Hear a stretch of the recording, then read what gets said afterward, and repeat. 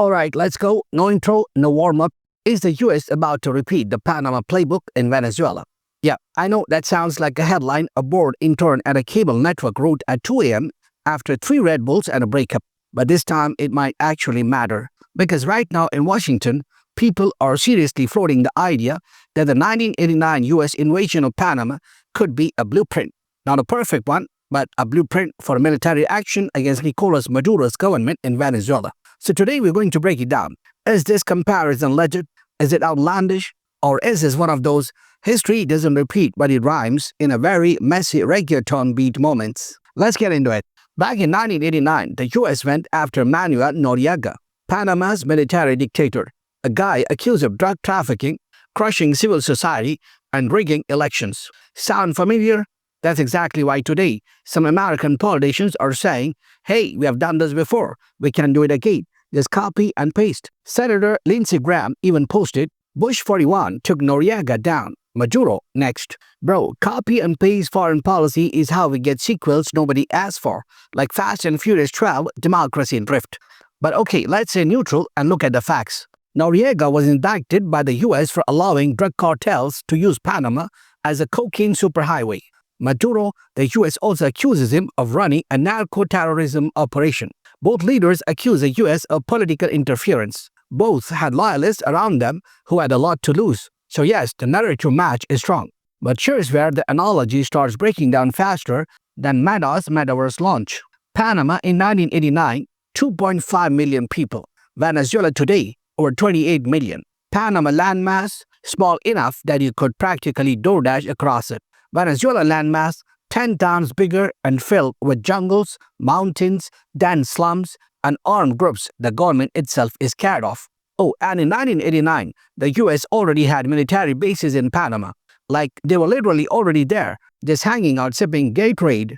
In Venezuela, nothing. It's the difference between taking over a studio apartment and taking over a 12-bedroom mansion with 40 dogs, 3 cousins, and a family of raccoons living in the attic. People like to tell the Panama invasion like it's some clean Marvel movie. America swooped in, took out the villain, democracy restored, boom, credits.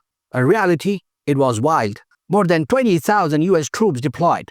Noriega ran and hid in the Vatican embassy. Yes, the actual Vatican's diplomatic building where US troops blasted him with heavy metal music nonstop.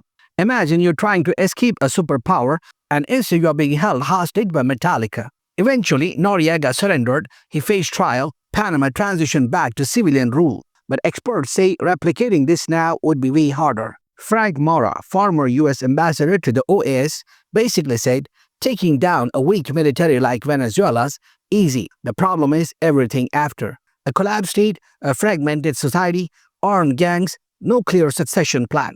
That day after is what keeps actual policymakers up at night. And trust me, they don't want another multi-decade nation-building project.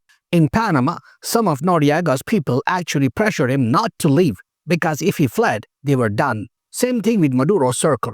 Many are sanctioned. Some face US indictments. For them, this isn't politics, this is survival.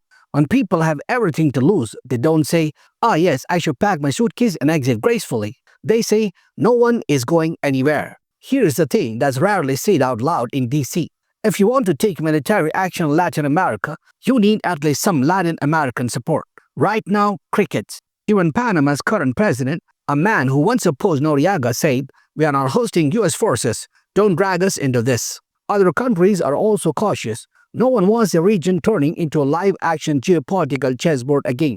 Because whenever the US starts talking about intervention in Latin America, the region gets instant flashbacks like it's a Cold War reunion tour. Right now, Washington is in, let's call it, option shopping mode. Military strikes, boots on the ground, blockades, more sanctions, cyber operations, diplomacy. Nobody knows. What we do know, officials are comparing the situation to Panama to figure out lessons, not necessarily to repeat it. They're asking questions like, what worked? What failed? How do you stabilize a country after regime change? How do you avoid getting stuck in a decade-long conflict? And the answers are messy. Look, whether you love or hate the US's foreign policy, whether you think Maduro is a dictator or a victim of foreign pressure, the situation is complicated. Invading Panama happened under specific circumstances. Tiny country, known US presence, A leader whose support collapsed, a military dependent on the US. Venezuela, not even close. You've got 28 million citizens, allegiances with Russia, Iran, Cuba, armed gangs and militias, a humanitarian crisis, political polarization, and no regional backing for a military intervention. If Panama was a model, it was a model with chaos, civilian casualties, long-term geopolitical costs, and scars that still exist today. Even people who supported the Panama invasion at the time admit it is not a plug-and-play operation. So here's where that leaves us. History doesn't repeat, but policymakers love pretending it does because it makes their job easier. Comparing Venezuela to Panama gives you a headline. It gives politicians talking points. It gives Twitter something to argue about. But the truth is way more complex. If the US is actually weighing military options, then the question isn't how fast can we topple Maduro. It's how do you stabilize a country that's already on the edge of collapse without making everything worse. And that answer is not in Panama. It's not in a speech. It's not in a tweet. It's in understanding the reality on the ground. Messy, chaotic, human. That's the story.